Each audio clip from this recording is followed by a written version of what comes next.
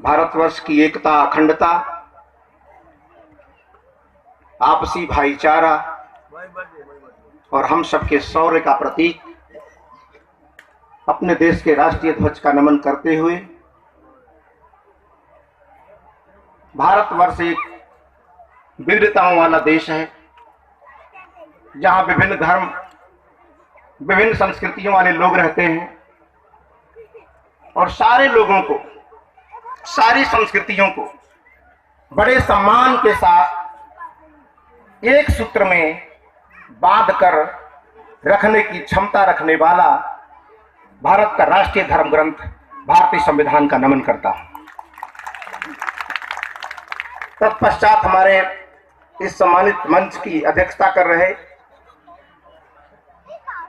हमारे सम्राट अशोक क्लब और हमारे सम्मानित राष्ट्रीय अध्यक्ष, जिनके निर्देशन में यह सम्राट अशोक क्लब चल रहा है, मैं बड़े सम्मान के साथ, बड़े श्रद्धा के साथ आपका सम्मान करते हुए सम्राट अशोक क्लब के जो ये पूरा महोत्सव जो देख रहे हैं, जिनके प्रबंधन में संचालित हो रहा है, ऐसे गंभीर हमारे महाप्रबंधक सत्यनारायण मौर्य जी का स्वागत करता हूं और हमारे इस मंच पर हमारे आज जो अतिथि के रूप में सतवीर सिंह सैनी सर जो बैठे हुए हैं, बहुत अच्छे इंसान। आपको बताऊं, ये पूरा जो महोत्सव है आप सबके एक एक पाई के सहयोग से हो रहा है।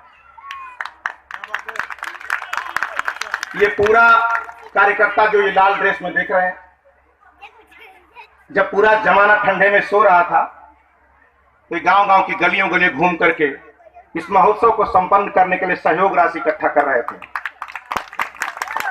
और मैं उन कार्यकर्ताओं का अभिनंदन करता हूं कि आप लोगों के प्रयास से ये महोत्सव यहां तक पहुंचा है। और इस सारे सहयोगियों में किसने कुछ सहयोग किया, किसने कुछ सहयोग किया, इन सारे सहयोग के बावजूद हमारे मंच पर जो सतवीर सिंह सैनी जो बैठे हुए हैं, आप लोगों ने एक इंडो फार्म ट्रैक्टर का नाम सुना होगा। इंडो फार्म, आज से आपको गौरव होना चाहिए कि इंडो फार्म ट्रैक्टर के मालिक आप ही बैठे हुए हैं। इनके छोटे भाई हैं जो पूरा ट्रैक्टर का पूरा देखते हैं, पूरी कंपनी, और आज उन्होंने एक बहुत बड़ी घोषणा किया ही नहीं, दिया भी। इस पूरे महोत्सव को देखकर इतना प्रभावित हुए हैं कि सम्राट अशोक क्लब के इस महोत्सव को संपन्न करने के उन्होंने 1 लाख रुपए का डोनेशन दिया है। एक जोरदार ताली।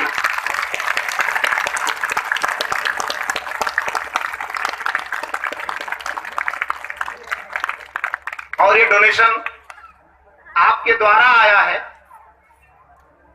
लेकिन आया है जिनके अकाउंट से, वो जो कंपनी देखते हैं उनका नाम है रणवीर सिंह खंडेलवालिया।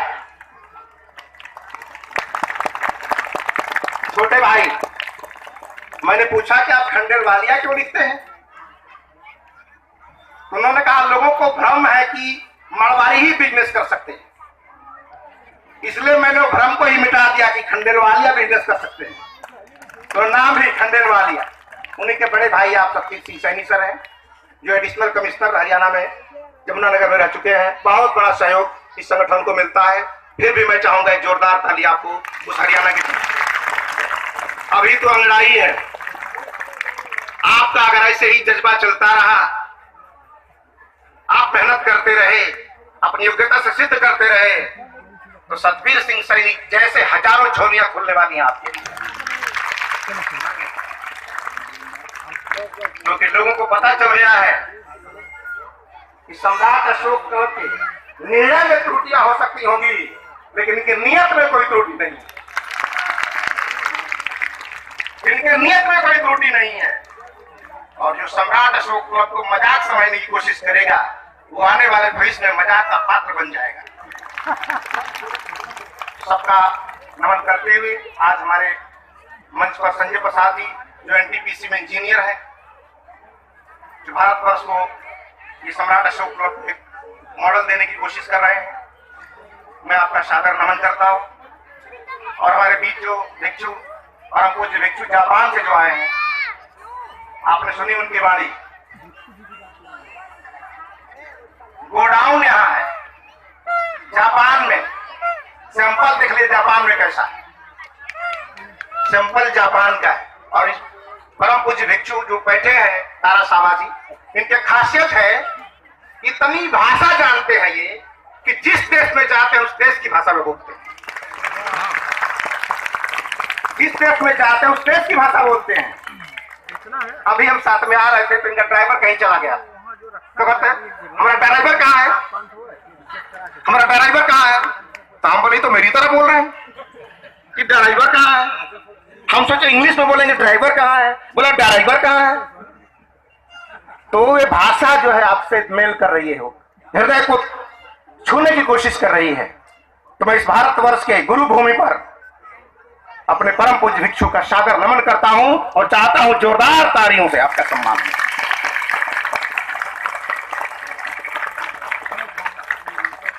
अब हमारे बीच हमारे गार्जियन स्वरूप परम पूज्य धम्मगुरु लामालोक जंग जी, आप लोग पहले से जान रहे हैं, आपकी डांट फटकार दोनों हम सब को मिलती रहती है। इनके डांट, इनके आशीर्वाद से हम प्रफुल्लित होते हैं, इनके डांट से हम संवरने और सजने की कोशिश करते हैं। और ऐसे ही सजते संवरते रहे तो सम्राट अशोक क्लब का जो सपना है, सम्राट अशोक का जो सपना था, क्योंकि अभी आप देखते हैं एक शब्द भारतवर्ष में, एक वाक्य है जो अधूरा है।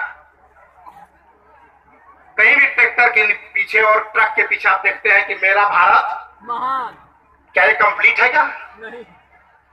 मेरा भारत महान ये कंप्लीट वाक्य है, सहायक क्रिया के बगैर कोई वाक्य पूरा नहीं होता। लेकिन ये कितने साल से अधूरा वाक्य चल रहा है, तो आज इस वाक्य को पूरा कर ही देना चाहिए। इस वाक्य को पूरा कर ही देना चाहिए सहायक क्रिया लगा के, क्योंकि भारत वर्ष महान था या है या होगा। तो किसी भी व्यक्ति की शासन शैली दो तरह की होती है, दो तरह का शासन होता है। एक होता है दैहिक शासन और एक होता है वैचारिक शासन। दैहिक शासन उसे कहते हैं जब तक व्यक्ति जिंदा है अपने देह से शासन कर रहा है, अपने बॉडी से शासन कर रहा है, वो दैहिक शासन कहलाता है। और एक शासन ऐसा होता है जो वैचारिक शासन होता है, उसके नहीं रहने पर भी विचारधाराओं का शासन चलता है, विचारों का प्रभाव चलता है। जब तक उसके विचारों का प्रभाव चलता है तब तक उसी का शासन माना जाता है। तो सम्राट अशोक का दैहिक शासन था, आज से हजारों साल पहले खत्म हो गया। उनके समाप्त होने के बाद, उनके दुनिया से जाने के बाद उनका दैहिक शासन नहीं खत्म हो गया। लेकिन उनके जाने के बाद भी आज हमारे देश के राष्ट्रीय ध्वज में और राज मुद्रा में स्थापित अशोक स्तंभ, अशोक चक्र इस बात को सिद्ध करता है कि उनका वैचारिक शासन भारत में आज भी चल रहा है, आज भी चल रहा है। लेकिन अफसोस है कि भारतवर्ष की सरकारों ने सम्राट अशोक के स्तंभ को राजमुद्रा में, सम्राट अशोक के चक्र को राष्ट्रीय ध्वज में चक्र को स्वीकार कर लिया, लेकिन आज तक अशोक के चरित्र को स्वीकार नहीं किया है। अशोक के चरित्र को स्वीकार नहीं किया है। और जब तक चरित्र को स्वीकार नहीं करेंगे, चरित्र को एक्सेप्ट नहीं करेंगे, तो फार्मूला कितना भी बढ़िया हो, जब तक उसमें मान नहीं रखेंगे उसका उत्तर नहीं आएगा। इसलिए फार्मूला हमने एक्सेप्ट कर लिया अशोक का कि अशोक जैसा राज्य बनाएंगे। तो अशोक जैसा राज्य को बनाने के लिए अशोक के बनाए फार्मूले पर भी चलना पड़ेगा। इसलिए जब भारत का संविधान बन रहा था तो संविधान का उद्देश्य था कि हम एक वेलफेयर स्टेट की स्थापना करेंगे, लोक कल्याणकारी राज्य की स्थापना करेंगे। यही मकसद है भारत के संविधान का, एक लाइन में लोक कल्याणकारी राज्य। लेकिन जो संविधान बना था वेलफेयर स्टेट के लिए, आज सरकार काम कर रही है वेलफेयर रिलीजन के लिए, धर्म के लिए काम कर रही है, धर्म के नाम पे बगावत कर रही है, धर्म के नाम पे रिजल्ट चाह रही है। और जिस देश में धर्म के दबाव से, संख्या के दबाव से अदालतों के न्याय होने लगेंगे, उस देश में बहुत दिनों तक न्याय सुरक्षित नहीं रहेगा, न्याय सुरक्षित नहीं रहेगा। और जिस देश में आस्था के नाम पर, पब्लिक प्रेशर के नाम पर निर्णय बदलते हों, वह देश बहुत दिनों तक अखंड रहने वाला नहीं है।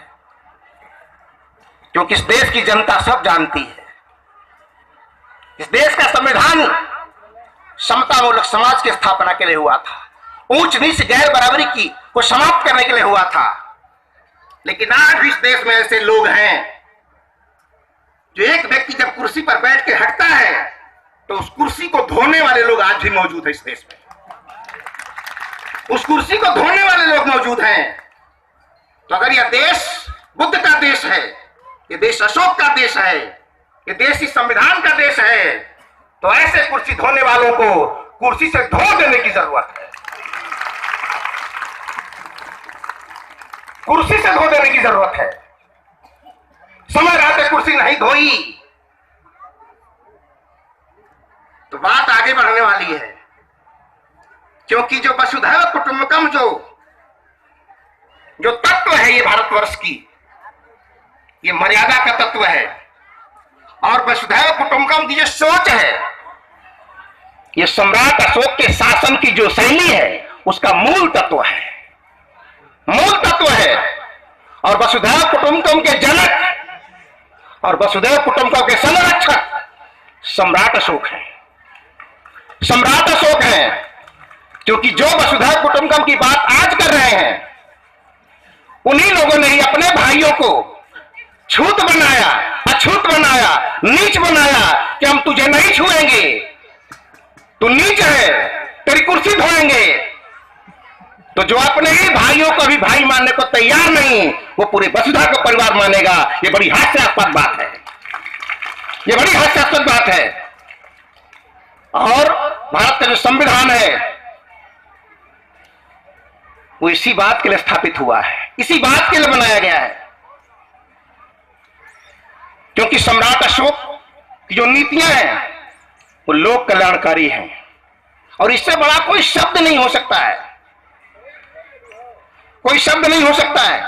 और लोक कल्याण करने के लिए सम्राट अशोक ने जो बजट था अपना, वो लोगों के बौद्धिक विकास के लिए लगाया।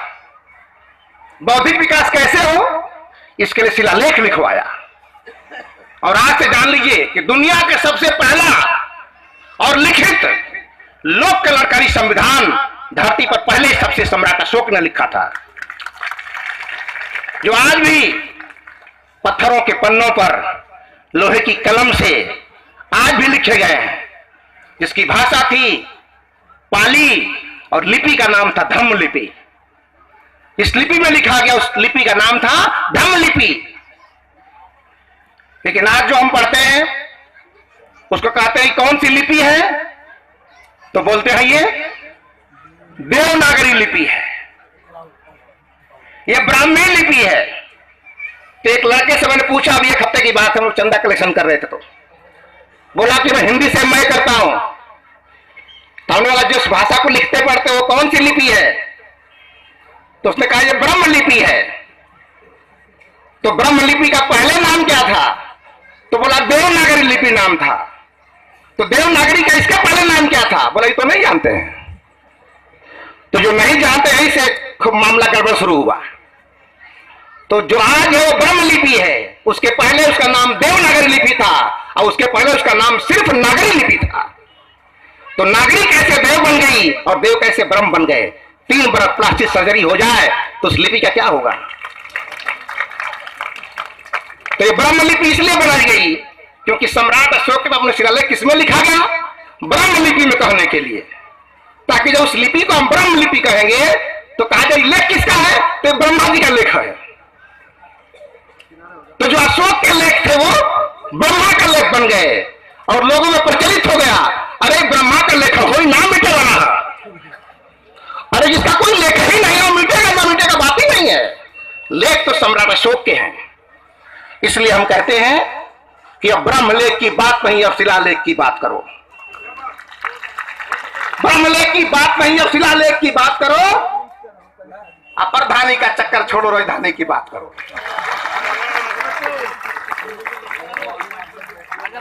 तो ये शैली हमारी अशोक की थी, कैसे कैसे उसको लुप्त करने की कोशिश हो रही है।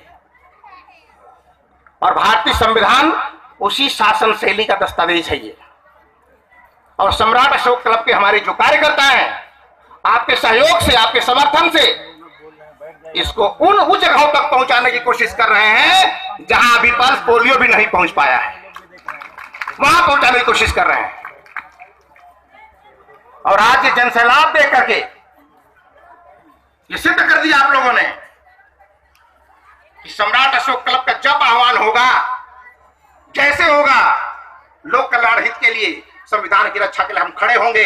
तो मैं चाहूंगा कि जोरदार ताली आपकी तरफ से सबके लिए।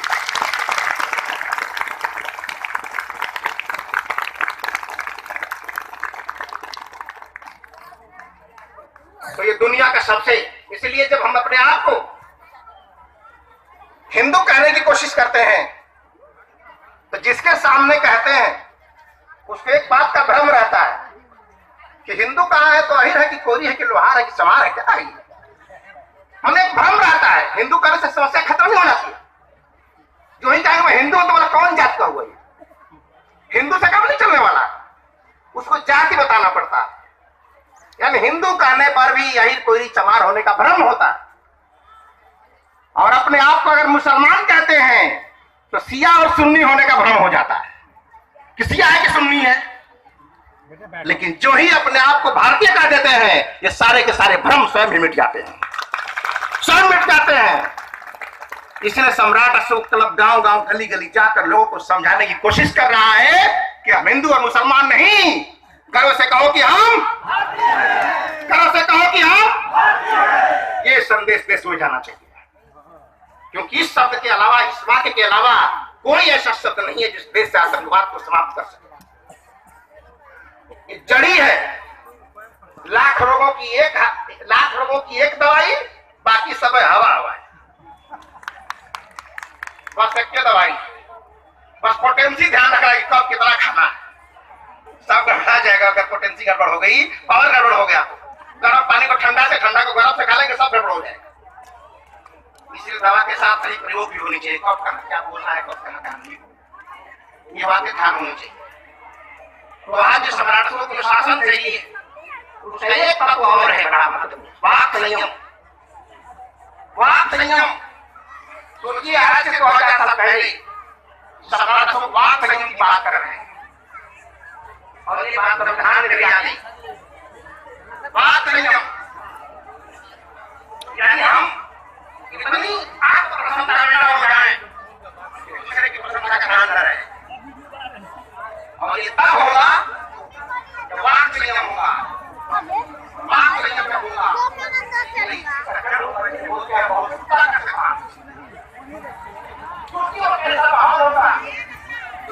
हिंदू का वचन मुसलमान सुनेगा,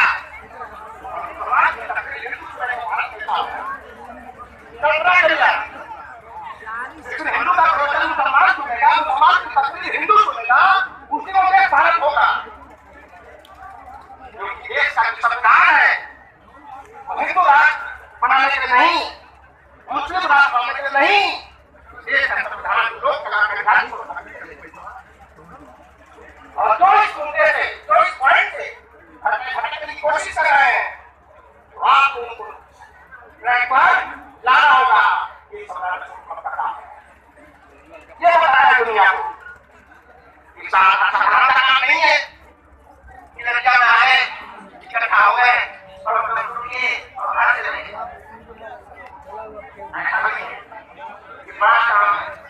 होता है, एक लाइन का होता है, लोक कलाकारी राष्ट्र स्थापित करना है। और एक बात को हकीकत में बदलने में जिंदगी निकल जाएगी, बताइए नहीं, जिंदगी निकल जाएगी।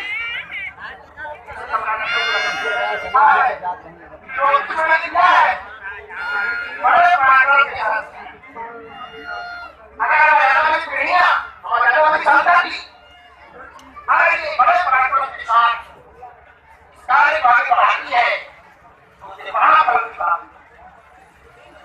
अब महाफल क्या है? इतना आसान नहीं है, क्योंकि फल सब खा लेता है, महाफल कौन खाएगा? और महाफल आप महीने कोशिश करिएगा कि महाफल में क्या होता है।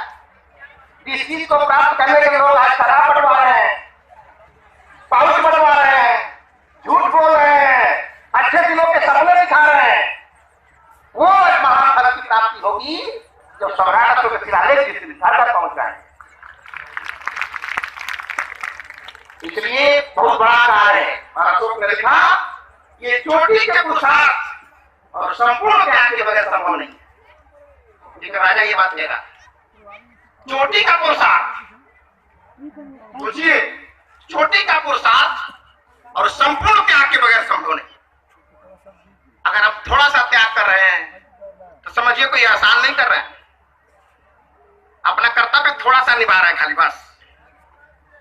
जैसे संपूर्ण त्याग की बात हो जाएगी, वो दिन सोच लेना, वो सम्राट अशोक के जो 2000 साल पहले जो लिखे शिलालेख है, जो संविधान है, वो साकार हो जाएगा। मैं तो बड़ा खुशकिस्मत मानता हूं कि 2000 साल का शिलालेख अशोक का लिखा हुआ आज साकार हो गया, आज साकार हो गया। अगर वो शिलालेख ना होते तो शिलालेख होने पर तो अशोक की एक दुर्दशा है, जिसका आधार कार्ड है। इस देश में दो ही लोगों का आधार कार्ड है, भगवान बुद्ध और सम्राट अशोक का। बाकी लोगों की सरकार आधार कार्ड बनाने की कोशिश कर रही है, क्योंकि उनका आधार कार्ड नहीं है। कहां पैदा हुए, कहां मरे, क्या हुआ, कोई आधार कार्ड। अब जो आधार कार्ड बनाने की कोशिश हो रही है, वो दूसरे के फुटप्रिंट पर, दूसरे के ठप्पा लगाकर, हाथ लगेगा मेरा, फुटप्रिंट होगा मेरा, आधार कार्ड बन जाएगा दूसरे का। तो जहां दूसरे के, जहां हमारा दस्तावेज है, उस जगह को आज जबरदस्ती प्रेशर से आज कोर्ट से फैसला दिलवाने की कोशिश हो रही है। कोर्ट काहे नहीं फैसला कर रहा है? कोर्ट फैसला नहीं चाह रहे हो लोग, कोर्ट हमारा फैसला कर दे मेरे पक्ष में। अगर मेरे पक्ष में नहीं करेगा तो हम संतुष्ट नहीं है। जा खेल, न खेल दे, खेलिए बिगाड़। माने फैसला हमारे पक्ष में होगा तब संविधान ठीक है। अगर फैसला विपक्षी के पक्ष में होगा तब संविधान ठीक नहीं है, क्योंकि मेरी संख्या भारी है। मेरी संख्या, तो एक समय संख्या उनकी भी भारी थी जो कह रहे थे कि सूर्य घूमता है पृथ्वी, उनकी भी संख्या भारी थी। एक व्यक्ति खड़ा हुआ था जिसकी संख्या भारी, तो सारी भीड़ धरी की धरी आ गई और विजय उसी की हुई जो सच था, जो सच था। सच तो यह है, प्रेशर इसलिए बनाया जा रहा है क्योंकि वहां कोई फुटप्रिंट है ही नहीं, आधार कार्ड बने कैसे? क्योंकि पद चिन्ह तो दूसरे के हैं, खुदाई में दस्तावेज तो दूसरे के मिल रहे हैं। अब मैं कैसे कह दूं कि भगवान बुद्ध की स्थली अयोध्या है, इसलिए प्रेशर के नाम पर प्रेशर दे दे करके आधार कार्ड बदलने की कोशिश हो रही है। तो ये सब भी समझने की कोशिश करिए, क्योंकि सम्राट अशोक की जो शैली थी, उसके ये तत्व हैं, उसके क्लू हैं, इसके क्लू हैं, वो इतिहास है।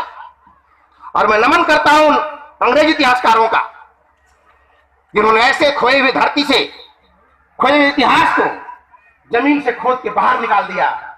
इसलिए मेरे लिए तो भैया गुरु गोविंद दो खड़े काटे लागू, किसका लागू पाऊंगा? अगर भगवान बुद्ध का मैं पैर छूंगा तो उनसे थोड़ा सा ज्यादा उनका भी छूंगा, जिन्होंने जमीन से खोद के बाहर निकाल दिया।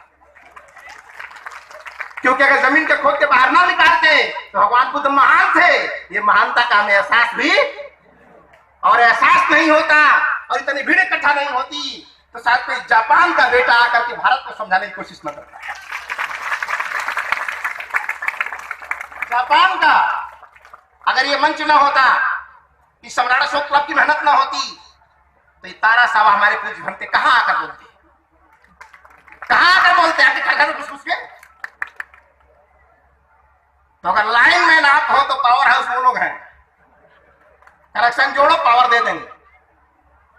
इसीलिए ये जो लटिया महोत्सव है, ये कोई भीड़ भाड़ का मेला नहीं है, धक्का मुक्की वाला।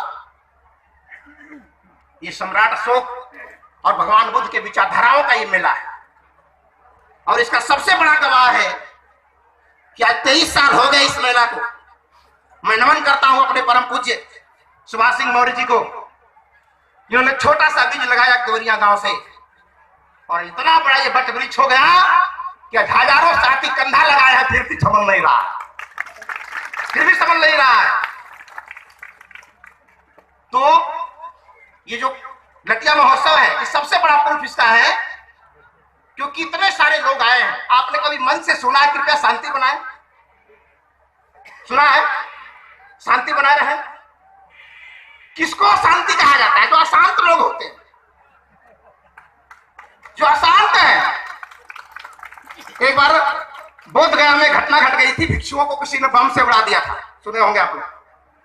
तो बहुत सारे लोग बोले हम लोगों से कि डॉक्टर साहब आप लोग कैसे बुद्धिस्ट हो यार, इतना बुद्धिस्टों पर बवाल लगा, तुम लोग कोई बवाल नहीं कर रहे हो, कोई आगजनी नहीं कर रहे हो, कोई तोड़ फोड़ नहीं कर रहे हो, कैसे बुद्धिस्ट हो? तो बोला हमने कि हम तोड़ फोड़ नहीं कर रहे हैं, आग लगाए नहीं रहे हैं, आतंक नहीं फैला रहे हैं, इसीलिए तो हम बुद्धिस्ट हैं, इसीलिए हम बुद्धिस्ट हैं। हमारी पहचान है, ये हमारी पहचान है। और आदमी की पहचान कभी समाप्त नहीं होनी चाहिए, अपनी पहचान को कायम रखने के लिए संघर्ष करना चाहिए।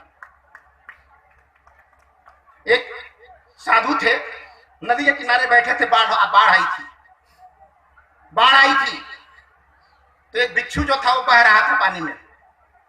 साधु उठे और उसको अपने हाथ से ऐसे उठा लिया हाथ में और किनारे लेके आ गए। और भिक्षु मारे जा रहा, टन टन टन, वो डंक मारे जा रहा। एक आदमी दूर से देख रहा है, जो है तो बोला साधु जी ये भिक्षु आपको इतना मार रहा है, फिर भी आप इसको बाहर निकाले, फेंकिए जल्दी। तो साधु ने बड़े अच्छे वाक्य बोले।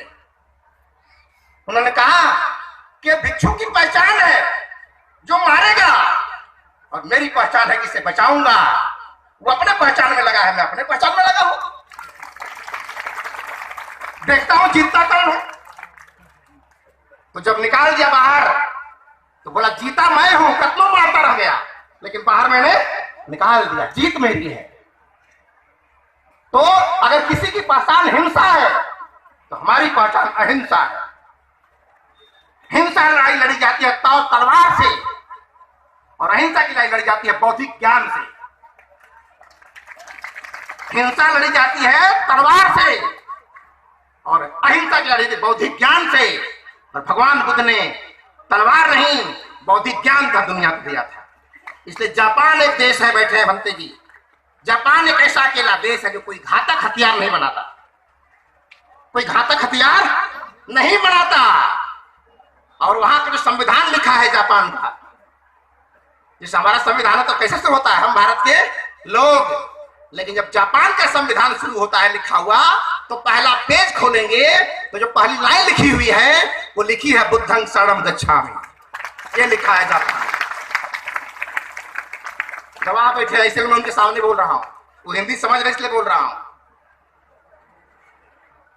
तो इस बार आपने दिखाई, अगली बार पूज्य भंते शिवली जी आए थे दिल्ली में हम लोग कार्यक्रम में, उन्होंने कहा कि सम्राट अशोक ना होते तो शायद हम श्रीलंका के लोग किसी जंगल झाड़ में आदि मानव की तरह जिंदगी जी रहे होते। इसलिए श्रीलंका में, भारत में चाहे कोई राष्ट्रपिता हो, लेकिन श्रीलंका में सम्राट अशोक को राष्ट्रपिता माना जाता है। कहां बैठे हो दुनिया में? दुनिया है मेरे पीछे, हम है गोबर गणेश के पीछे। क्या तमाशा है? होश संभालो। अब दिन गया जब गधा जिलेबी खाता था। इसीलिए सम्राट अशोक ने अपने बजट जो खर्च किया जो धन था उनका उन्होंने समाज के बौद्धिक विकास में लगाया, और आज की सरकार सरकारी बजट को पानी में बहा रही है। इलाहाबाद पानी में बहा रही है, पानी में बहा रही है। अब पानी में बहाने का रिजल्ट क्या हुआ आप देखिएगा। और जिसने बौद्धिक ज्ञान फैलाया पूरी दुनिया में, आज तक उसे हम भुला नहीं पाए, आज तक हम भुला नहीं पाए। इसलिए समझिएगा, क्योंकि सम्राट अशोक इस देश के निधि हैं, निधि है इस देश का। ये जनरल नॉलेज की सामग्री नहीं है। क्या इसकी परीक्षा देनी है, तैयारी करना है, अशोक किससे पूछा जाएगा तो क्वेश्चन रख लो, परीक्षा में पास हो जाओ। सम्राट अशोक सिर्फ सामान्य ज्ञान की सामग्री नहीं, भारत की समस्याओं का समाधान है। लेकिन अब तक हम लोगों ने इनको सामान्य ज्ञान की सामग्री समझकर पढ़ा है, भारत की समस्याओं का समाधान समझकर कभी नहीं पढ़ा। सम्राट अशोक उसको सिखाने की कोशिश कर रहा है। और जितने नौजवान लगे हुए इस महान कार्य में, जिसको जितना समय होता है देता है, मैं सारे नौजवानों का अभिनंदन करता हूं।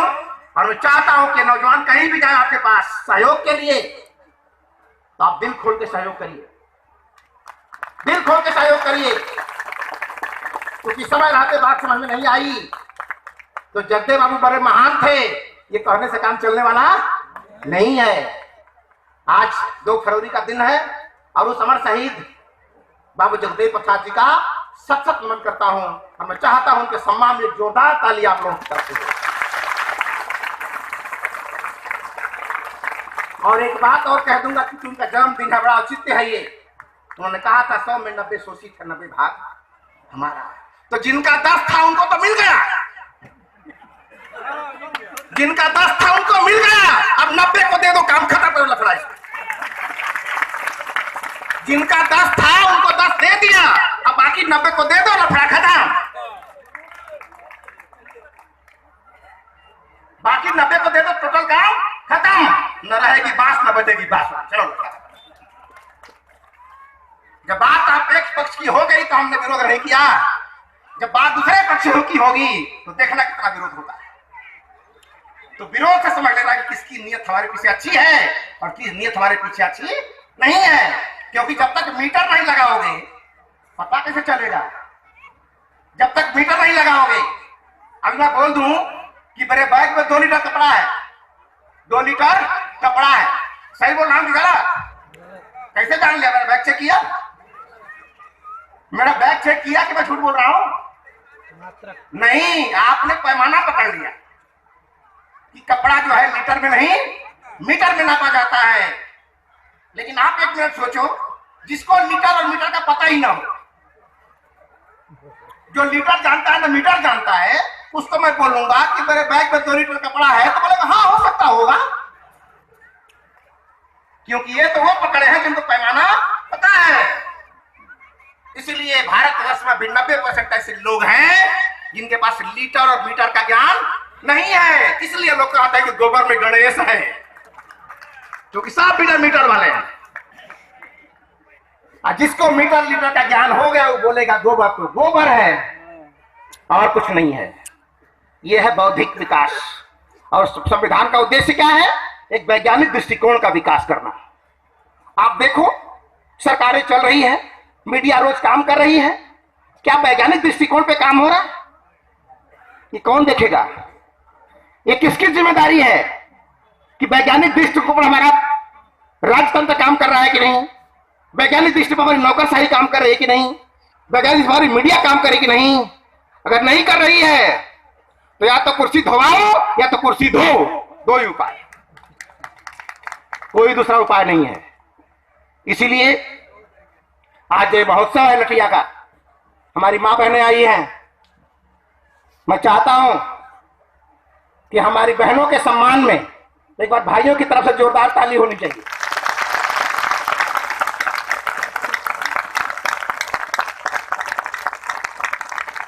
मैं रास्ते में बैठे था वो कार्यालय में, तो सैकड़ों लोगों ने फोन किया कि डॉक्टर साहब हमारी गाड़ी का पास मिल जाएगा? पास? हम बोले कहाँ है? बोला 2 किलोमीटर पैदल चलना पड़ेगा। हम बोला 80 किलोमीटर तो हम लोग 2 किलोमीटर लग जाके चाहते हो। 80 किलोमीटर पैदल जाते थे गर्मी में, 2 किलोमीटर में आप कितना शॉर्टकट चाहते हो? 80 किलोमीटर बरसात में भीगते हुए, पैदल चलते हुए, पैर इतना बड़ा बड़ा मोटा मोटा हो जाता था, तो तब नहीं घबराए। अब 2 किलोमीटर पास चाहिए। अगर 2 किलोमीटर पास मांगोगे तो कोई तुम्हारे बगल से पास होकर चला जाएगा, तुम वहीं खड़े के खड़े रह जाओगे। नो पास, कोई पास नहीं। ध्यान रहे, क्योंकि ये पैदल, ये संघर्ष आपको तैयार करेगा उस मुहिम के लिए। ये संघर्ष, ये पैदल चलना है, तैयार हो रहे मुहिम के लिए। जो 2 किलोमीटर पैदल चलने के लिए पास चाहिए, वो आदमी मेरे काम का नहीं है। ये बात आपको ध्यान रखनी चाहिए। तो सम्राट अशोक क्लब, हमारे बीच मनोज जी बैठे हैं, आपका स्वागत अभिनंदन करता हूं।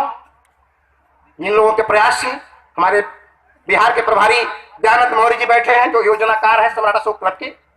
हमारे पूर्वांचल प्रभारी डॉक्टर रविंद्र जी बैठे हैं, जिनका कुशल निर्देशन इस सम्राट अशोक क्लब को प्राप्त होता है, जो आप महसूस कर रहे हैं उनको मंचों पे बोलने से। आप लोगों के प्रयास से सम्राट अशोक का जो जन्मदिन है वो बिहार के राष्ट्रीय अवकाश पे घोषित हो गया। तो मैं चाहूंगा एक जोरदार ताली इस बातों के लिए। और कोई ये मत सोचिएगा कि जो मंच पर बैठे हैं वो सम्मानित है, अब मैं नीचे बैठा हूं तो अपमानित है, ये महसूस मत करना। क्योंकि जो सीमा पे लड़ता है, जब तलवार चलेगी ना तो गर्दन भी उसी की जाएगी। तो गले में माला सुशोभित तो होती है, लेकिन तलवार पे पैर तो नहीं चलाता। तलवार भी चलती है तो गर्दन पे। तो जिनको माला पहनने का शौक रखना है, उसको तलवार छेड़ने की भी शौक होनी चाहिए। तो ये इसलिए बहुत ज्यादा न कहते हुए मैं इतना ही चाहूंगा कि मैंने बहुत कह लिया अपने को हिंदू और मुसलमान। एक शपथ होना चाहिए। हमने बहुत कह लिया अपने को हिंदू और मुसलमान, अब तो कहो कि हम भारत के लोग हैं और भारत की संतान। हम भारत के लोग हैं और भारत की संतान। सारे सवाल खत्म हो गए, सारी समस्या खत्म हो गई। तो इतना परम पवित्र जो सूत्र और संविधान इस देश में है, जो आपको पावर देता है। मैं अपने लोगों से पूछता हूं कि भाई तेरा जीवन कैसा चल रहा है? तो लोग बोलते हैं कि ऊपर वाले कृपा से बड़ा अच्छा चल रहा है। ऊपर वाला उस दिन भी खा जब रात खाते थे, ऊपर वाला उस दिन भी खा जब अच्छा कपड़ा पहन नहीं सकते थे, ऊपर वाला उस दिन भी खा जब बढ़िया शर्ट नहीं पहन सकते थे, ऊपर वाला उस दिन खा के नहीं कर सकते थे। ये सारे के सारे अधिकार ऊपर वाले के पास नहीं, भारत के संविधान के पास है। आप अपना बात क्या होना चाहिए, ये बातें हमेशा याद रखनी चाहिए, बोलनी नहीं चाहिए। इसलिए अब अशोक का जो तत्व है, वाक संयम कितना महान तत्व है, समझने की कोशिश करिए। वाक संयम कितनी बड़ी बात। शब्द संभाले बोलिए, शब्द के हाथ में पाओ। एक शब्द औषधि बने, एक शब्द करेगा। एक ही शब्द औषध का काम करती है और वही शब्द से घायल हो जाते हैं। एक ऐसा शब्द है जिससे किसी को बोल दिया तो घाव सदियों तक नहीं भरते हैं। और एक व्यक्ति आता है, एक ऐसा शब्द बोल देता है, सदियों के घाव भर जाते हैं। यह है ताकत का आवाज है। इसको क्या तो शब्द एक लाइन, एक शब्द है वाक संयम, और वाक को संयम बनाने में जिंदगी निकल जाएगी और वाक संयम हो नहीं पाएगा। इतना बड़ा तो सम्राट को रखने की समृद्धि और भाषा देने की समृद्धि मत समझिएगा। जीवन का आधार है, जीवन का आधार है। मेरा कार्यक्रम दे रहे हैं, उसको मेरा बैठ करना है। कुछ लोगों ने उसको टाइम दिया उस क्षेत्र में, बिहार में परिवर्तन होने वाला एक पंथी, उन्होंने कहा बदलने वाला है, कुछ ना दे दिया, बात दिया कुछ ना होने वाला है।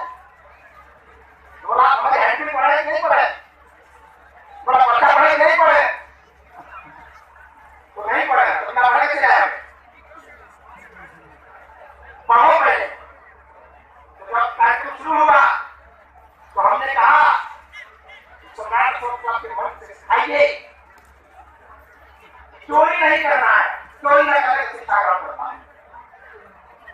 और चोरी तो करता ही है तो किसी भी धर्म का क्या फर्क पड़ता है? चोरी करता ही है तो हिंदू और मुसलमान में क्या फर्क पड़ता है? अगर तुमने चोरी छोड़ दी तो हिंदू है मुसलमान में क्या फर्क? चोरी जब छोड़ दी तो हिंदू है मुसलमान में क्या फर्क पड़ता है? अगर तू झूठ बोलता है तो अगर झूठ बोलता है तो तेरा कोई धर्म को क्या फर्क पड़ता है? और झूठ बोलना छोड़ दिया तब भी तेरा कोई धर्म में क्या फर्क पड़ता है? शराब अगर पीता है, मोहल्ले में आतंक मचाता है तो तेरा कोई धर्म में क्या फर्क? तुमने छोड़ दिया तो फिर तेरा क्या फर्क? अगर इस आटो चीजों को छोड़ना अगर धर्म परिवर्तन है क्या ड्रामा हो रहा है धर्म के नाम पर? धर्म इंसान के लिए बना है, इंसान धर्म के लिए नहीं बना है। धर्म की स्थापना मानव और मानवता की सुरक्षा के लिए बना है। अगर मानवता खतरे में हो, मानव खतरे में हो तो ऐसे धर्म का बहिष्कार कर देना चाहिए। तो जब लोग कहते हैं कि धर्म खतरे में, ये भूल मत समझना, वो धर्म खतरे में नहीं, उनका व्यवसाय खतरे में होता है। अब भगवान बुद्ध के विचार जैसे जैसे बढ़ते जाएंगे व्यवसाय खतरनाक खतरे में बढ़ता जाएगा।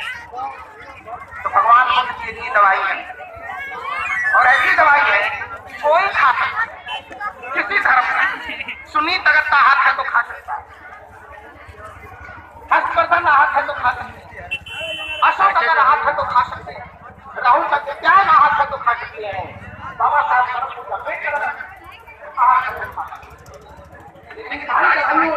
लोगों ने भगवान बुद्ध की दवाई खा करके भगवान बुद्ध का और गौ धर्म में आसानी किया है। गौ धर्म का आसानी के ऊपर है, गौ धर्म का विस्तार है। भगवान बुद्ध की शिक्षाएं होते तो क्या होते? दवा रात का है, मरीज पर है, मरीज का ऐसा रात भर ये चाहिए अगर प्राण को हमने बोलिया खर्चा राम आ गया। मैं कह रहा हूँ दवाई नहीं खरीदा होगा तो उसका फर्क पता होगा कि नहीं, ये तो बात बात है। लेकिन तो दुनिया में है तो समाजेगा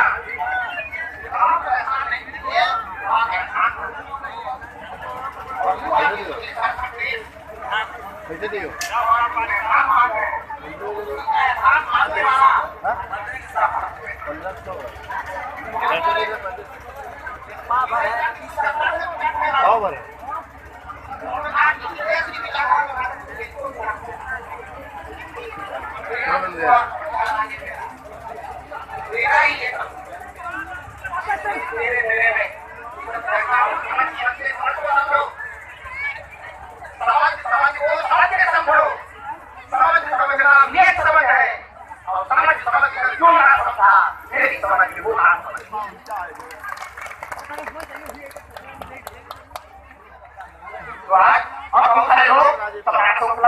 उनके कार्यकर्ताओं को विभिन्न मीडिया के माध्यम से इस बातें प्रचारित करके दिशा करने की कोशिश कर रहे हैं।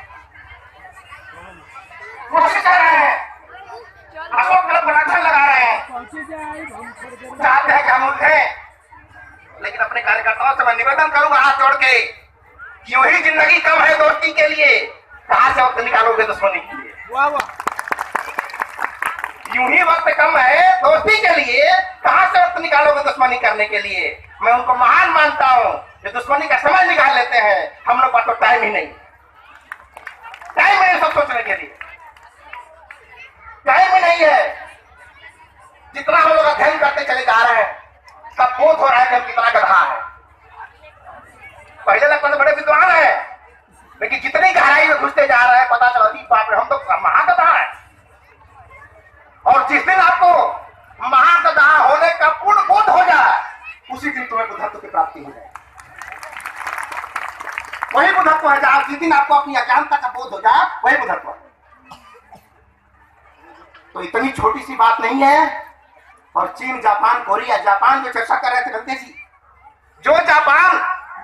अमेरिका के सामने घुटना टेकने को तैयार नहीं, किसी भी देश के सामने घुटना टेकने को तैयार नहीं, वो जापान भगवान बुद्ध के सामने घुटना टेकने को तैयार है।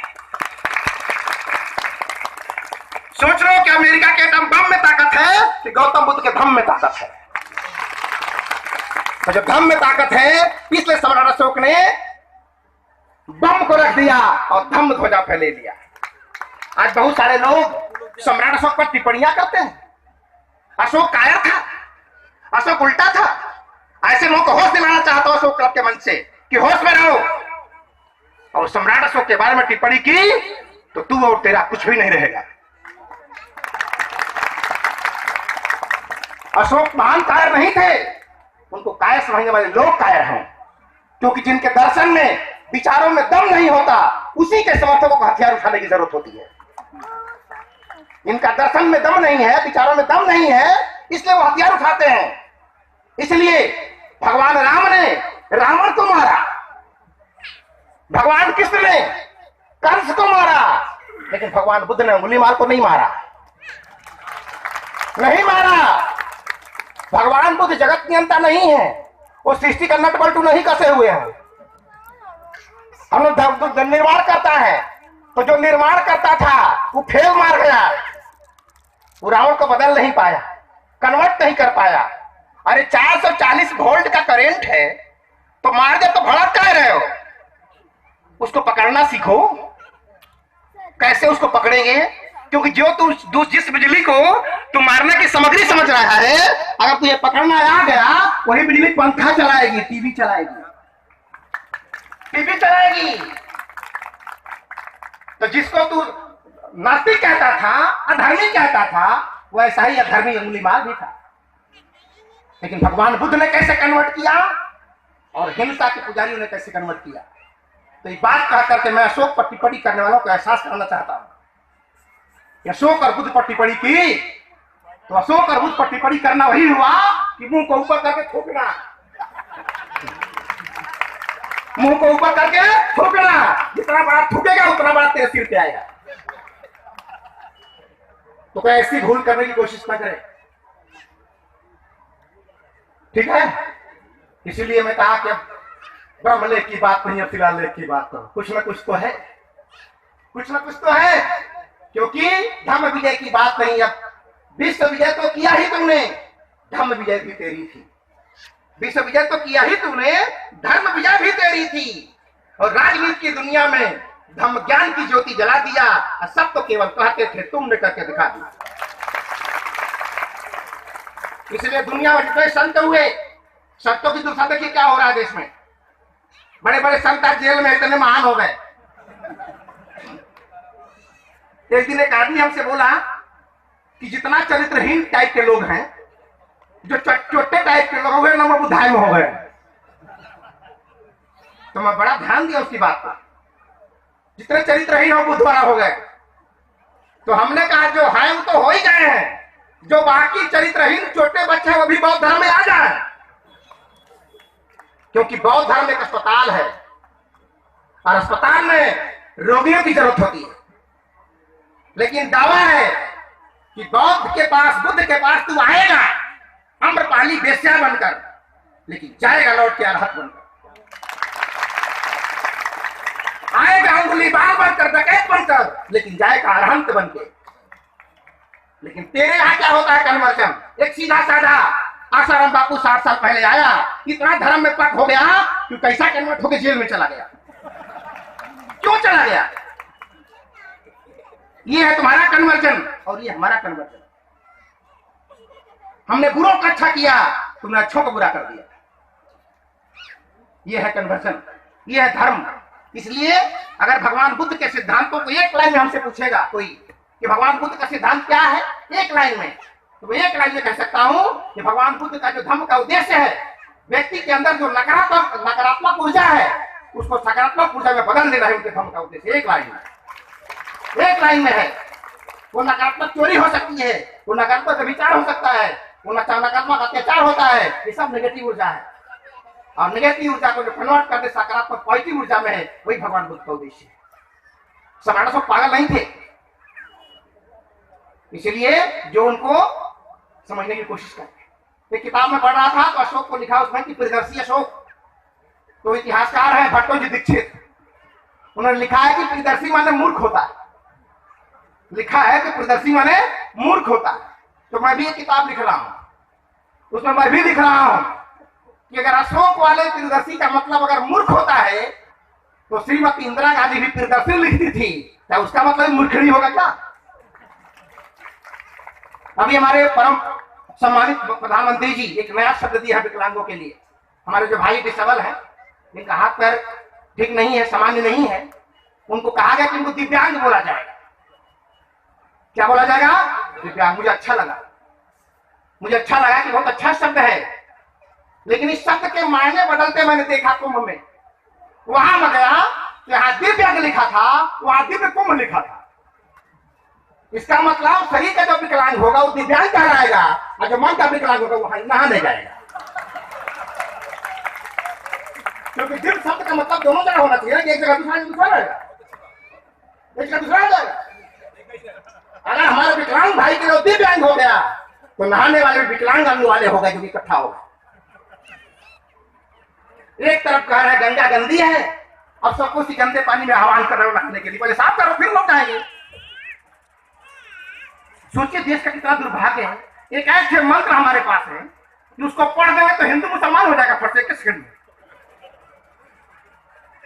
एक श्लोक है जो पढ़ दोगे तो मुसलमान हिंदू हो जाएगा। तो जिसके पास ऐसे श्लोक और मंत्र हैं जो हिंदू को मुसलमान बना सकती है, एक मंत्र ऐसा भी खोज करो कि गंगा को पढ़ दो तो अच्छी हो जाए, सुधर जाए, साफ हो जाए। तो गंगा करोगे तुम, सरकार करे सरकार साफ करेगी। ये सब समझिएगा बात को। ये सब धार्मिक भावनाओं के नाम पर हमारे भावनाओं का इस्तेमाल हो रहा है। तो इस बात को समझिए ध्यान से, ठीक से। मैंने कहा समझ समझ के समझो, सारी बातें कही नहीं जा सकती। इसीलिए ये लटिया महोत्सव जो हुआ, बहुत सारे हमारे सम्मानित अतिथि जो आज आने वाले थे, मुझे अच्छा लगा वो नहीं आए। हम तो बड़े खुश हैं, जोरदार ताली मिले एक बार। शायद अगर वो आ गए होते तो इतनी बढ़िया से हम आपको समझा नहीं पाए, और आना जाना सब व्यर्थ होता। कोई आके हिंदुस्तान कहता, कोई आके पाकिस्तान कहता, उनको भारत का नाम ही पता नहीं। तो अच्छा लगा है। फिर भी हम जो नहीं आए उनका भी सम्राट अशोक क्लब की तरफ से सम्मान करते हैं, आदर करते हैं। भविष्य में कभी अवसर मिलेगा तो फिर हम बताएंगे क्या मेरे दिल में है। तो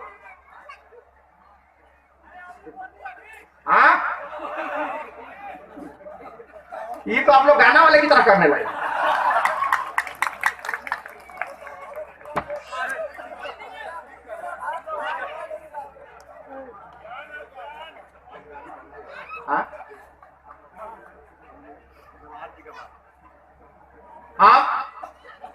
अब जो भी कार्यकर्ता हमारे हैं, जहां जहां है, अब उनकी आंख खुल गई है। कुत्ते और आदमी यही अंतर है कि कुत्ता आंख फोड़ देता तो दिखाई देता है, और आदमी आंख फोड़ता दिखाई नहीं देता उसको। यही अंतर है कि कुत्ते की आंख फूटती है तो उसको दिखाई देने लगता है, आदमी की आंख फूटती है तो दिखाई।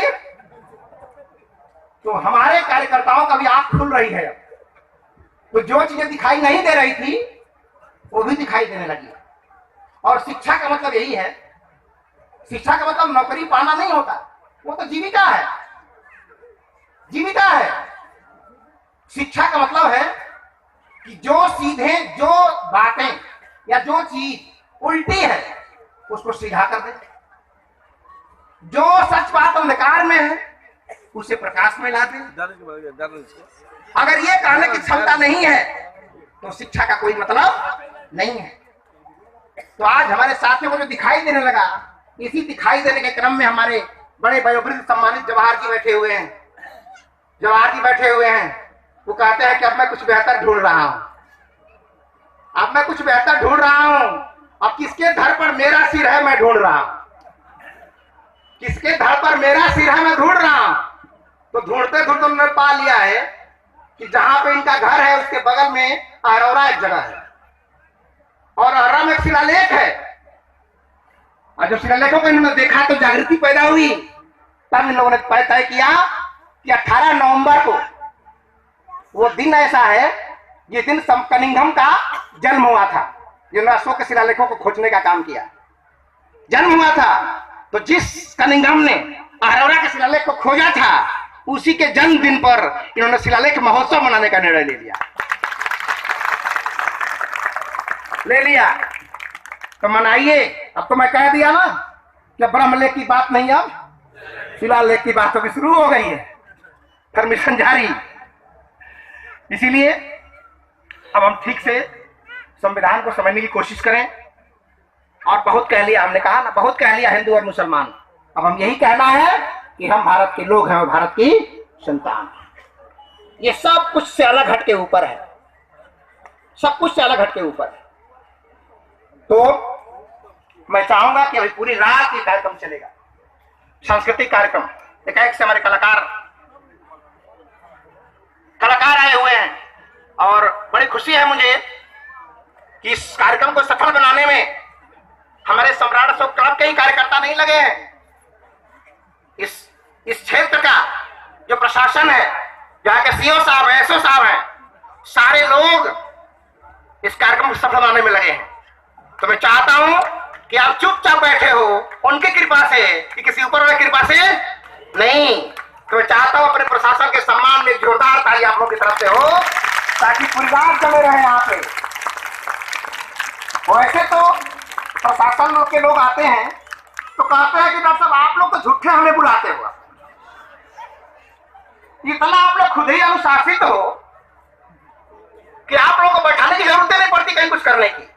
और ये 23 साल का इतिहास है अशोक क्लब का इस मंच का, कि 23 साल से सैकड़ों जिलों के लोग आए यहाँ पे, लेकिन आज तक किसी का एक चप्पल तक गायब नहीं हुआ इस मंच से, चप्पल तक गायब नहीं हुआ। यह सिद्ध करता है कि हम भगवान बुद्ध के अनुयायी हैं, अनुयायी है।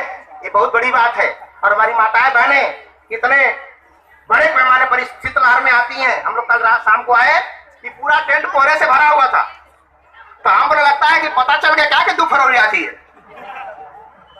क्योंकि हम लोगों का बड़ा एक सौभाग्य रहा है इस महोत्सव का कि 23 साल महोत्सव हो गया, जिसमें करीब करीब 14 साल तो हम लोग बारिश में किए, बारिश में किए। तो हमको विषम परिस्थितियों को झेलने की आदत हो गई है। नहीं पड़ता है बारिश तो लगता है कुछ खास नहीं हुआ इस साल,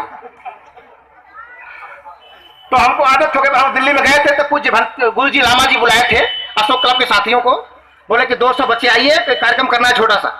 और इतना जोरदार पानी पड़ रहा था उस दिन, तो हम तो लगा कि आएंगे कि नहीं आएंगे। अब पानी में भीगते हुए दिल्ली के सारे कार्यकर्ता पहुंच गए उस दिन। तो गुरु जी के सामने मैंने कहा कि अब तक दुनिया ने अग्नि परीक्षा देखी होगी, आज अशोक क्लब का पानी परीक्षा देख लो। ये पानी परीक्षा है। तो जितना खतरनाक पानी है उतना ही खतरनाक आगी है। तो पानी से झेल लोगे तो आगी को भी झेल लोगे। तो जितना झेलोगे, जितना तपोगे, उतना ही नेतृत्व करने की कला का विकास होगा। इसलिए हमारे बहुत सारे जिलों से जो लोग आए हैं, तमाम जिलों से, मैं अगर किसी का नाम लूं तो शायद किसी के जिले का नाम छूट जाएगा। तो एक बार होता ना अंत में जो हवन डालते हैं, उलाई भुलाई देवताए नमः, वाह, एक बार काम खत्म, क्योंकि जो छूटेगा वो गड़बड़ा जाएगा। और सम्राट अशोक क्लब के लिए हमारे साथी सम्मानित हैं, और उन सारे लोगों ने जो जिले का सहयोग दिया, अपने अपने जिलों में जब कार्यकर्ता जा रहे थे, लोगों ने अपने अपने क्षेत्रों में अगुवाई करके, साथ दे करके जो चंदे असुलवाए हैं, लोगों के सहयोग करवाए हैं। और जिन लोगों ने आर्थिक मदद की सहयोग सम्राट अशोक क्लब के इस कार्यक्रम को, मैं उन सारे मदद करने वालों को, सारे सहयोगियों का श्रद्धा से सशक्त नमन करता हूं, मैं उन सारे लोगों का। तो आज ये रात भर कार्यक्रम चलेगा और सांस्कृतिक कार्यक्रम बहुत तरह तरह के होंगे, और आप सारे लोग आए हो तो रात भर रुकिएगा, क्योंकि आप जब एक रात नहीं रुकोगे तभी कितनी रात रुकना बाकी है, कितनी रात रुकना बाकी है, ठीक है ना। तो सौरी में ही पता चल जाता है कि लड़का कितना दिन जिएगा, पता चल जाता है कितना दिन जिएगा। और लोग कहते हैं 5 वर्ष निमोनिया नहीं हुई तो समझ लो इसको कुछ नहीं होने वाला है। तो इसलिए हम चाहते हैं कि आप लोग लगो और एक अच्छे काम में लगे हुए आप लोग, एक महान काम में लगे हुए हैं। और मेरी बात अगर समझ में आ जाए तो बहुत बड़ी बात हो गई, समझ में आए तो रात भर में बोलता रहूंगा, उसका मतलब नहीं है। तो उतना ही खाइए जितना डाइजेस्ट हो सके, जो दिमाग में उतर सके, ठीक है। तो इन्हीं चंद बातों के साथ मैं अपने समस्त अतिथियों का, अपने अध्यक्ष महोदय का, अपने सतबीर सिंह सैनी जी का और अपने पूज्य भिक्षु जो मंच पे बैठे हुए हैं और हमारे सम्मानित भिक्षु संघ जो नीचे हैं, मैं सत सत नमन करता हूं प्रमुख भिक्षु संघ का। और जितने हमारे साथी बड़े बुजुर्ग आए हैं, सबका आशीर्वाद और स्वागत चाहते हुए स्वागत करता हूं कि आप लोग इसी तरह इस महोत्सव को उफान देते रहिए। और आज एक दिन ऐसा आएगा कि लोगों को बुलाने की जरूरत नहीं, वो निवेदन करेंगे, मैं आना चाहता हूं, निवेदन करेंगे। इसलिए बस अंत में यही कहूंगा इसी जुबान के साथ कि खिल रहे हैं फूल, जनता कर रही है बागवानी। खिल रहे हैं फूल, जनता कर रही है बागवानी। अब तो जग रहे हैं लोग, अब हिल रही है राजधानी। इन्हीं चंद बातों के साथ आप सभी का स्वागत अभिनंदन करते हुए, अपनी मां बहनों का अभिनंदन करते हुए अपनी वाणी को विराम देता हूं। अनंत भारत, श्रेष्ठ भारत, सभ्य भारत, श्रेष्ठ भारत, जय भारत।